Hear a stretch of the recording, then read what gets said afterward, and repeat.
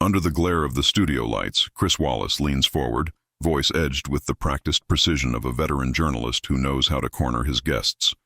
His question cuts through the air like a blade, sharp, unfair, and unmistakably loaded. It's the kind of question designed not to seek truth but to test composure. The room feels electric. The hum of the cameras, the faint rustle of papers, even the shallow breaths of the crew, everything pauses. The viewers at home sense it instantly. This isn't just another interview. This is a clash between calm conviction and performative pressure. Jasmine Crockett doesn't flinch. Her eyes stay locked on him, steady and unshaken. She doesn't rush to fill the silence. She lets it hang, heavy and deliberate.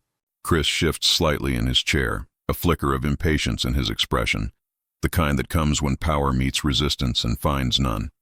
Then, with a slow inhale, Jasmine finally speaks. Her tone is measured, her words precise, but beneath them is steel. Each sentence dismantles the false premise buried in his question, piece by piece, exposing the manipulation with quiet brilliance. The audience watching live begins to lean closer. There's no shouting, no chaos, just one woman turning pressure into poise, tension into truth. Every second feels like a confrontation between two worlds, one used to dominance, the other built on dignity. As she continues, Chris Wallace's expression shifts from confidence to something else, surprise, maybe even a trace of respect. The silence between her sentences feels louder than his earlier challenge. By the time she finishes, the room has changed. The power dynamic flipped without a single raised voice, and when she finally answered, even Chris Wallace didn't see it coming. Chris Wallace has built a reputation over decades, the master of the ambush question, the journalist who can make even the most seasoned politicians stumble. His calm tone and surgical phrasing are weapons sharpened by years of high-stakes interviews. When Wallace leans in, America knows something's coming. His audience expects discomfort, a challenge, a test of credibility. But today, the weight of that reputation meets someone different. Jasmine Crockett isn't here to play defense. She's here to stand in her truth. Before this interview, she had already become a viral force. Clips of her fiery exchanges in congressional hearings had flooded social media, moments where she refused to let condescension go unchallenged, where her calm erupted into courage. Supporters called her fearless. Critics called her too emotional, too confrontational. The usual coded language reserved for women who refused to shrink. Behind every headline, though, was something deeper. A woman constantly balancing passion with precision, empathy with endurance. She knew the stakes weren't just political. They were personal. Every sentence she spoke, every tone she took, reflected the impossible balance that women of color in power are forced to maintain. As the interview begins, viewers sense that tension. The media room is more than a studio. It's a stage for America's ongoing argument about truth and tone. Wallace's questions carry the weight of a system used to authority being one-sided. He presses, interrupts, reframes. It's not overt hostility. It's the quiet erosion of respect through subtle phrasing and selective emphasis. Jasmine sits upright, unbothered, her posture a quiet act of defiance. Because this moment isn't just about policy, it's about dignity. Every word she utters represents not only herself, but every voice that's been dismissed as too loud, every leader told to calm down when demanding fairness. For her, this isn't a performance. It's pressure, live, raw, and unfiltered. Millions watching, no second takes. And yet, even under that spotlight, her composure never cracks. The stakes stretch far beyond the walls of the studio. This isn't simply an interview, it's a microcosm of American identity. Wallace's every question feels like a test, of intelligence, of patience, of legitimacy. But Jasmine's every answer carries the weight of those who came before her, those who spoke truth in rooms designed to silence them. The air feels tighter now. The audience doesn't know it yet, but something in the balance is shifting. Wallace senses it too, a flicker in his expression. The subtle realization that this conversation isn't following the usual script. Because when the tone changed, so did everything else, but the moment his tone shifted, so did the balance of power. Chris Wallace has spent a lifetime behind the anchor's desk, the man who outlasted administrations, confronted presidents, and made even the most confident public figures falter under his questions. His legacy in journalism is one of precision and persistence. He's not cruel, at least not outwardly. He's measured, the professional interrogator who hides sharp edges behind a composed smile. To the audience, Wallace represents credibility. To his guests, he represents a challenge, an obstacle to overcome. But to those who've watched closely, there's something else beneath that composure. A quiet hierarchy embedded in tone, in phrasing, in the way he speaks to some with deference and to others with doubt. It's subtle. When interviewing senators or governors from familiar circles, his voice softens, a handshake in verbal form. But when facing someone like Jasmine Crockett, a young black congresswoman with a sharp mind and unapologetic voice, that softness vanishes. The phrasing grows tighter, the pauses longer, the smile thinner. He leans in mid-sentence, interrupts to clarify, reframes her points before she can finish them. It's not aggression, it's control. A practiced rhythm of dominance learned from decades of playing verbal chess with guests who weren't expected to win. The tension isn't lost on the viewers. In the live chat scrolling beside the broadcast, comments begin to split like tectonic plates. Let her finish. Chris, she's handling herself so well. This is uncomfortable to watch. The discomfort spreads, not because of shouting or chaos, but because of something quieter, a power imbalance playing out in real time. The camera catches it. Wallace's knowing smirk, the tilt of his head, the patronizing nod as if to say, "You don't really believe that, do you?" Jasmine doesn't flinch. She listens. Every interruption becomes a test of patience, every microaggression a mirror of the system she's spent her career confronting. The irony is rich. The interviewer famous for exposing others is now exposing himself, not through malice, but through habit. The kind of habit built into institutions that reward confidence and punish conviction when it comes from the wrong voice. There's no shouting match here, no grand explosion, just an invisible tension, the kind that hums beneath the surface of civil debate. The audience feels it. The studio crew feels it. Even Wallace, behind his composed demeanor, begins to sense the shift. For years, his confidence was unshakable.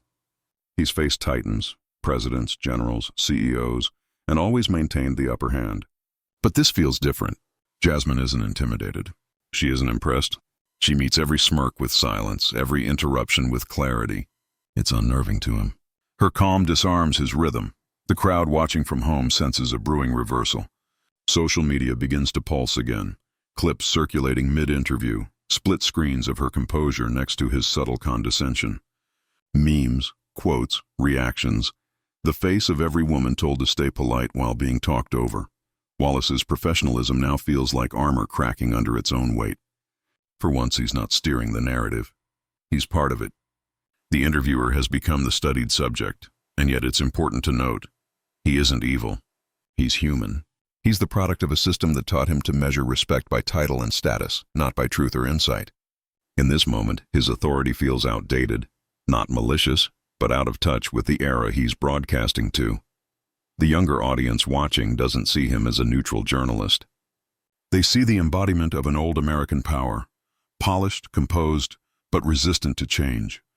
And they see Jasmine as the quiet storm breaking that spell, not through outrage, but through presence.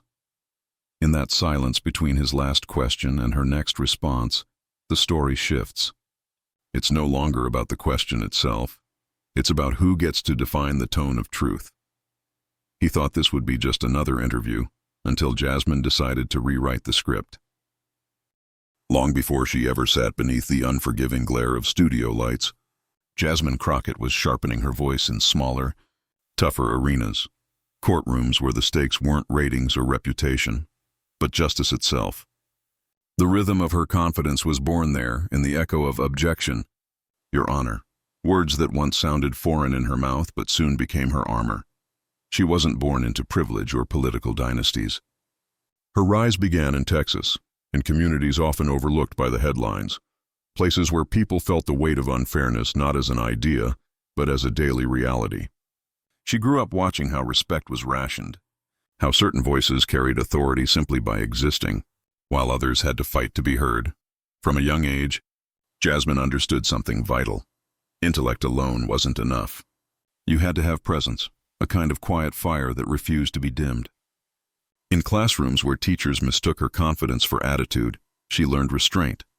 In debate teams that praised her clarity but side-eyed her conviction, she learned balance. Every slight became fuel. Every doubt became a challenge. Law school didn't change that pattern. It intensified it. There, she met the same dismissive smirks that Chris Wallace would one day wear. Only then they came from professors who called on her last or interrupted her first. When she stood to argue a point, she could feel eyes measuring her, not her logic, but her legitimacy. And every time she met that gaze and didn't blink, when Jasmine became a public defender, she found her calling, standing beside those who had no voice left. In crowded courtrooms and sleepless nights, she realized that justice wasn't blind. It saw color, it saw gender, it saw power, and yet she refused to surrender to cynicism. She wielded her words like precision tools, knowing that calm could be louder than anger if used with purpose. Her reputation grew. The lawyer who never lost her cool, even when the odds were stacked and the courtroom was stacked higher. But that calm didn't come from ease. It came from experience. It came from knowing that the moment she raised her voice, she'd be labeled emotional, that the second she pushed too hard, she'd be painted as aggressive. So instead, she let her intellect slice through those assumptions. Piece by piece, politics came next, not by design, but by necessity. The same injustices she fought in court had roots that spread far beyond the courtroom walls. So when Jasmine Crockett ran for office, she did so with the same conviction she once carried into trial, representing not just constituents, but the millions who'd been told their passion disqualified them from power. In Congress, she faced the same pattern, only magnified. Committees where men interrupted mid-sentence. Headlines that described her as feisty instead of focused. Critics who said she was too much, too direct, too emotional, too confident. But Jasmine had long stopped asking permission to exist in her full power. Her story wasn't about defiance. It was about discipline. The discipline to stay composed when being provoked. The discipline to turn every attempt to belittle her into an opportunity to enlighten. That's why this interview mattered. Because every time a journalist questioned her credibility instead of her ideas, every time a voice of authority leaned in with skepticism, it wasn't just about her. It was about every woman who'd been told to calm down while being spoken over. Her poise on screen wasn't performance. It was muscle memory. The memory of having to stay steady when others wanted her rattled. The memory of being in rooms that questioned not what she knew, but whether she deserved to speak at all. And when the cameras focused on her during this interview with Chris Wallace, that calm wasn't born from fear. It was born from mastery. She'd faced worse than loaded questions. She'd faced systems that doubted her existence. She knew how to let silence speak louder than shouting. That's what made her so disarming to Wallace. Her refusal to play the game by its old rules. He expected defensiveness, but she gave clarity. He expected offense, but she gave precision. Every measured word carried the weight of years spent proving that intelligence doesn't need validation, and that restraint doesn't mean weakness. The audience could feel it, even if they couldn't name it. What they were witnessing wasn't just a political moment. It was a generational one.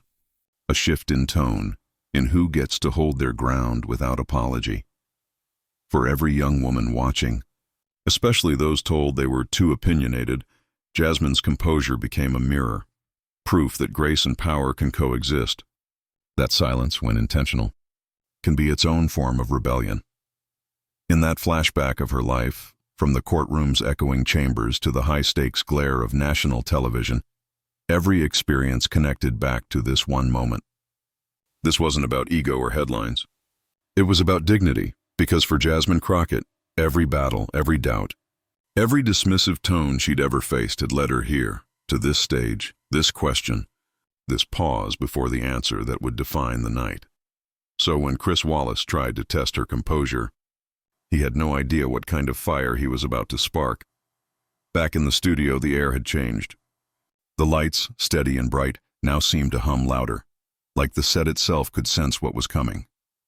Chris Wallace leaned forward, that trademark smirk curling at the edge of his question. "Congresswoman," he began, voice dipped in authority. "Some say your rhetoric is divisive, that it stirs emotion instead of solutions. Do you think your approach helps or hurts the Democratic message?" The words were polished, but the intent was pointed. He wasn't just asking, he was testing. Jasmine's eyes didn't waver. She tilted her head slightly, waiting until the full sentence settled in the air. "Are you asking," she said slowly, "if holding people accountable makes them uncomfortable?" Wallace blinked, a flicker, almost imperceptible, but there. "I'm asking," he pressed, "whether your tone risks alienating moderates, whether passion gets in the way of pragmatism." He was circling his narrative now, tightening it like a snare. It was the move he was famous for. Lure the guest into defending themselves, then redefine the question mid-answer. But Jasmine wasn't taking the bait. She spoke calmly, measured, each word deliberate. "I think," she began, her voice unwavering, "that people confuse conviction with chaos. When a woman raises her voice, it's emotion. When a man does, it's leadership." The studio fell silent for half a beat too long. Producers behind the glass exchanged glances, the kind of silent communication that says, "Did she really just go there?" Chris shifted, sensing the balance slip but determined to reclaim it. "But Congresswoman," he interrupted, "surely you recognize—" She didn't move, didn't blink, just waited. The pause was surgical, strategic, the kind that forces an audience to lean in. "Chris," she said softly, cutting through his words without raising her voice, "I recognize when someone's trying to make my tone the topic instead of my point." Even Wallace hesitated. For once his rhythm faltered. The tension wasn't explosive. It was quiet, electric. A verbal duel in slow motion. The more he pushed, the calmer she became. The more he interrupted, the more her silence spoke for her. The audience at home felt it. That shift in power, subtle but undeniable. Wallace was chasing control, while Jasmine was commanding attention. The difference between authority and authenticity had never looked so stark. He tried again, almost impatient now. "I'm just saying, and I'm just answering," she replied evenly, cutting in this time, but with poise that landed sharper than any jab. "People aren't upset because I speak loudly. They're upset because I speak clearly." The sound technician swore later that you could hear a pin drop. Somewhere in the control room, a producer mouthed, "We've got a moment." They knew it. This wasn't just another exchange. This was television history writing itself, second by second. Chris exhaled, a practiced half-laugh. "You're very good at framing things, Congresswoman," she smiled faintly. "I learned from the best." The audience didn't need context. That line alone was enough to make them grin. Online, social media was already starting to buzz. Clips would soon flood Twitter feeds, captioned, "Crockett turns the tables on Wallace." But inside that studio, time stretched thin. Every question from Wallace now sounded a bit more defensive. Every answer from Jasmine carried more weight. It was no longer an interview. It was an unspoken contest of composure, and Jasmine was winning without ever raising her voice. Her stillness was power. Her pauses, poetry. Wallace leaned in to dominate. She leaned back to disarm. Each exchange left him a little more unsettled. Each moment of silence made his authority feel thinner. Viewers at home didn't just watch, they felt it. The transformation from control to collapse. The unraveling of someone who was used to steering the storm, now caught in it. The camera panned between them, his furrowed brow, her steady gaze. Two worlds colliding. The old guard of media control versus the new wave of fearless authenticity. And then, with one statement, she turned the entire interview upside down. The question lingered in the air like smoke. Chris Wallace's pen tapped lightly against the table, rhythmic, probing, searching for control that was already slipping through his fingers. Jasmine Crockett leaned forward, not with aggression, but intention. Her voice carried a calm so steady it felt rehearsed by experience, not performance. "Let me answer you clearly, Chris," she began. "You asked if my tone divides people, but maybe we should ask why truth makes people so uncomfortable in the first place." Wallace blinked, just once. That small human reflex betrayed what his composure tried to hide. She had struck a nerve. He shuffled his papers, buying a second. "Congresswoman, with respect—" "No, let's talk about that word, respect," she said gently, her eyes never leaving his. "Because what I see too often is people demanding respect for decorum, but not for dignity. You can't police my tone if you ignore the reason I had to raise my voice." There it was in the pivot. The slow, surgical dismantling of a question built on bias. The audience could feel it. every syllable layered with poise and purpose. Wallace straightened in his chair, his smile fading into something thinner. "Are you saying the media is biased against you?" "I'm saying," she replied, her tone measured, "that the media sometimes pretends neutrality while reinforcing the same power structures it claims to expose. You're not biased against me, Chris. You're biased toward comfort. And I stopped existing to make powerful people comfortable a long time ago." The studio's silence was so thick it could have swallowed sound. Wallace looked momentarily frozen, eyes flicking toward his notes. Then back at her, Jasmine continued, voice calm, rhythm steady, the way a truth-teller sounds when she knows the audience is ready to listen. "You see, Chris," she said, "when I call out injustice, people call it anger. When I demand accountability, they call it arrogance. But when others shout the same message from a different skin tone or gender, it's tough leadership. That's not coincidence. That's conditioning." Wallace's pen stopped tapping.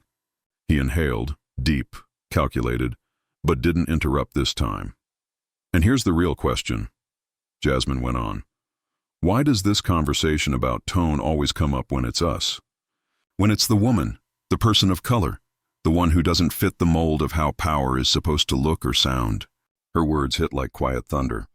No theatrics, no shouting, just gravity. On social media, had it been live, comment sections would have exploded. She just dismantled him with grace. Calm, factual, and lethal. That's how you do it. This is what composure under fire looks like. But in that studio, it was only the faint hum of lights, the sound of breathing, the quiet awareness that something bigger than an interview was unfolding. Chris shifted again, a veteran of decades in broadcast journalism, but in this moment visibly uneasy. Well, he started, words tripping over his own composure. Jasmine didn't pounce. She let him find his footing, then spoke softly. "You don't have to agree with everything I say, Chris. You just have to let me finish saying it. Because somewhere, someone watching this, maybe a young woman who's been told to wait her turn, or a man who's been dismissed because of how he speaks, they deserve to see that calm truth can be stronger than loud power." It wasn't just a defense anymore. It was a declaration. Wallace's expression softened, just barely. He adjusted his tie, nodded as if conceding ground without saying it. "That's a fair point," he admitted, voice quieter. Jasmine gave a small nod. "Fairness," she replied, "is all I've ever asked for." The moment sat between them like a live wire, not explosive, but electrifying in its restraint. Behind the glass, the producers exchanged glances again. One whispered, "We've got gold." Another muttered, "Don't cut, let it roll." Jasmine leaned back now, her energy unshaken, her poise untouched. The shift was complete. The interviewer had become the questioned. Chris gathered his papers, feigning casualness. "You're clearly passionate about this," he said. "Trying to close the loop. Passion," Jasmine replied with a faint smile, "is just another word for purpose when you've been ignored too long." A quiet gasp came from someone off camera. The air in the studio had texture now, thick, alive. Even the cameras seemed to draw closer. Wallace offered a nod of respect, though his voice trembled slightly.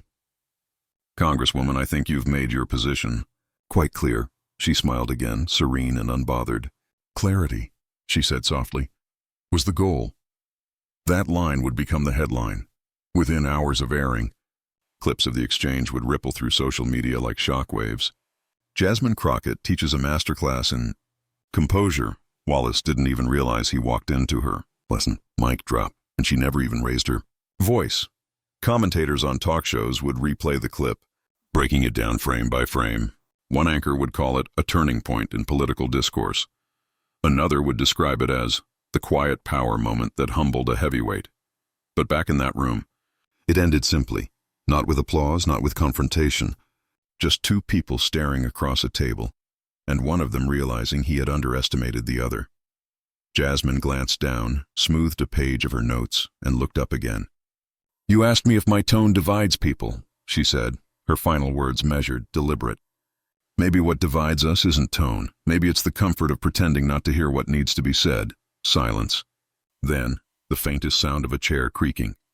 Wallace looked down, lips pressed together, caught between reflection and recognition. The moment wasn't loud. It didn't need to be. It was the kind of silence that carries, the kind that makes people think. That was the mic drop, not in anger, but in elegance.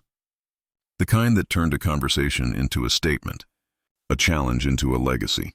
And somewhere across the country, viewers felt that deep, shared pride, that validation of seeing calm truth stand its ground and win. But what happened after the cameras stopped rolling made the moment even more unforgettable. By midnight, the clip had already crossed 1 million views. A single moment, one calm, razor-sharp exchange, was now the heartbeat of every timeline in America. The caption read, "Jasmine Crockett doesn't raise her voice. She raises the standard." Twitter, TikTok, Instagram, all pulsing with the same energy. Crockett claps back, trucks, Wallace interview. Respect earned each, hashtag carried its own story. Some came from progressives, proud and emotional, celebrating how a black congresswoman had turned a loaded question into a masterclass. Others came from establishment voices, cautious, uneasy, dissecting tone, posture, and professional decorum. But the momentum was unstoppable. Clips flooded feeds, slowed down, remixed, subtitled. Commentators replayed her final words. Maybe what divides us isn't tone. Maybe it's the comfort of pretending not to hear what needs to be said. That line became gospel for a generation tired of watching brilliance be questioned for sounding too confident. Podcasts dedicated whole episodes to it. A viral thread titled, "Crockett's Composure, How to Handle Bias Like a Boss," climbed past 500,000 likes. College debate teams quoted her lines in practice sessions. Even self-help creators on YouTube dissected her poise, calling it the psychology of quiet dominance. Meanwhile, conservative commentators framed it differently.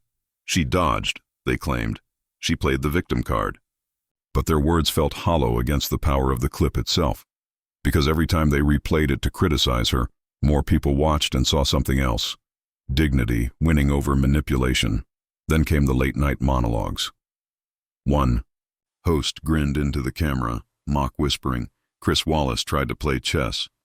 Jasmine Crockett brought checkmate energy. The audience roared. Another played the moment on loop before saying, "That's how you redefine power," with calm precision. News panels couldn't resist either. On CNN, analysts debated whether this was an overreaction or a long overdue correction. On MSNBC, one commentator summed it up. Jasmine Crockett didn't just defend herself. She defended the right to be heard without apology. And on TikTok, creators stitched her response into everything, from motivational edits to classroom discussions. Teachers used it as a lesson in confidence. Teenagers turned her quote into phone wallpapers. The clip transcended politics. It became cultural. For every critic questioning her tone, 10 more voices rose to defend it. The comment sections turned into rallies of pride. She didn't lose her temper. She owned the room. This is how our mothers taught us to speak truth with grace. Every woman who's ever been talked over felt this one. It wasn't just admiration, it was recognition. The kind that comes when someone finally says what you've been wanting to say your entire life, and says it better than you ever could. Even within Washington, murmurs began. Staffers and aides whispered in hallways, "Did you see the Crockett interview?" Some called it risky, others called it brave. But no one could deny its impact. By morning, headlines had evolved from curiosity to consequence. Crockett's calm goes viral. A new blueprint for power. Chris Wallace meets his match in Congresswoman Crockett. Tone versus truth. The interview that exposed America's double standard. Think pieces flooded op-eds.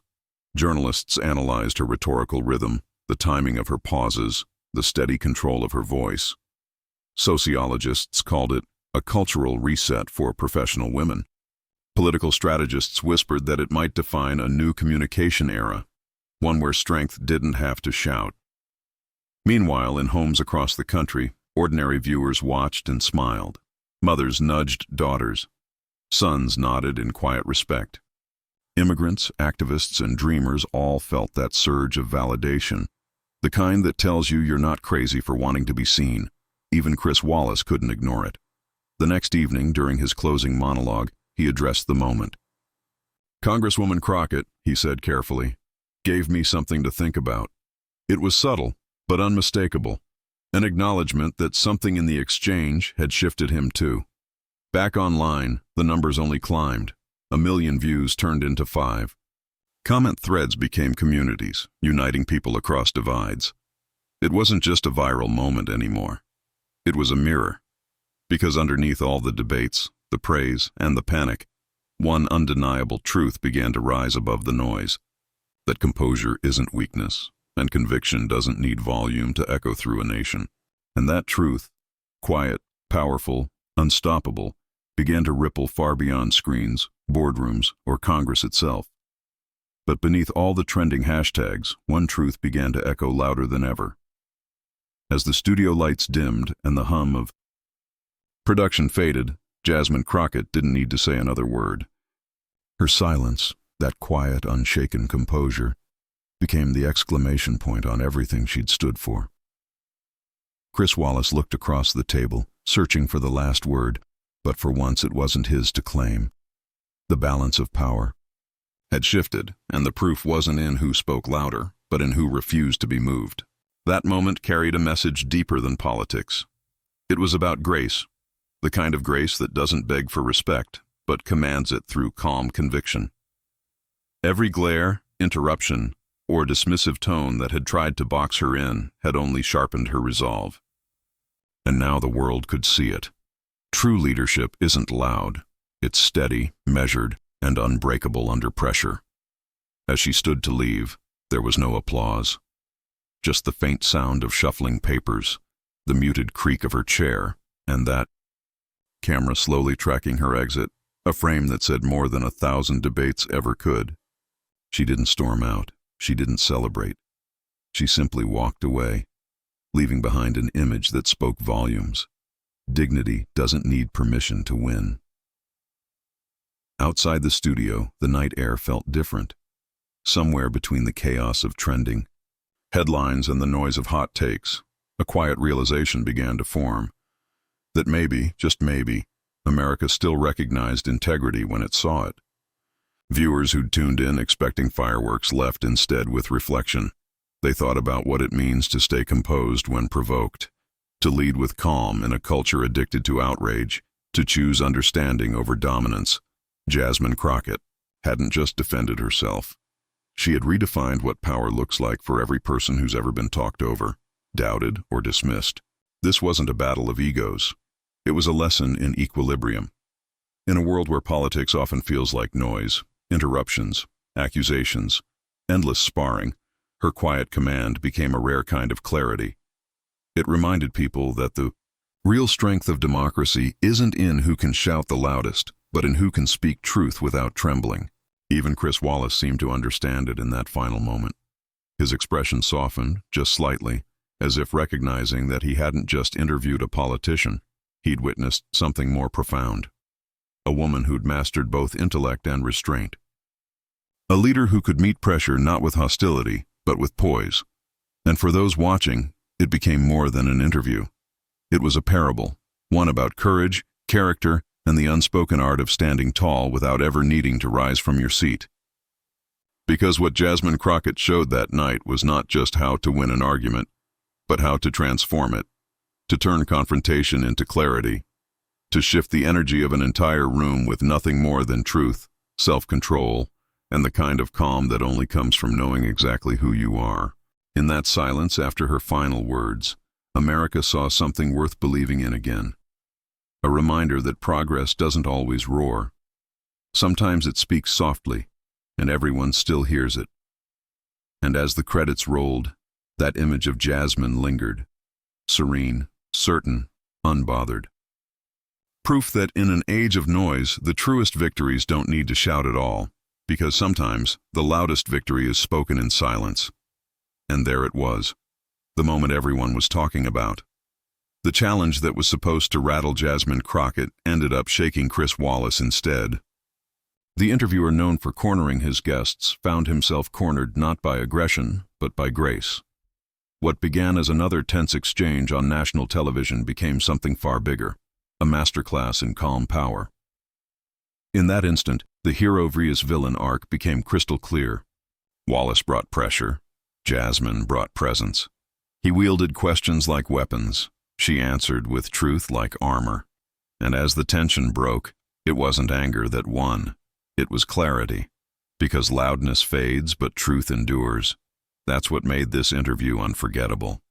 Not just the mic drop moment, not even the viral headlines, but the way Jasmine Crockett stood as living proof that dignity can disarm even the sharpest challenge. For every person who's ever been underestimated, interrupted, or told to tone it down, this was validation. Calm isn't weakness, it's control. This was more than a political exchange. It was a cultural reminder. Respect is power, and composure is a revolution all its own. Jasmine didn't just defend herself that day. She defended everyone who's ever had to fight twice as hard just to be heard once. So if that moment moved you, if you felt that surge of pride watching truth outshine arrogance, then make it echo louder.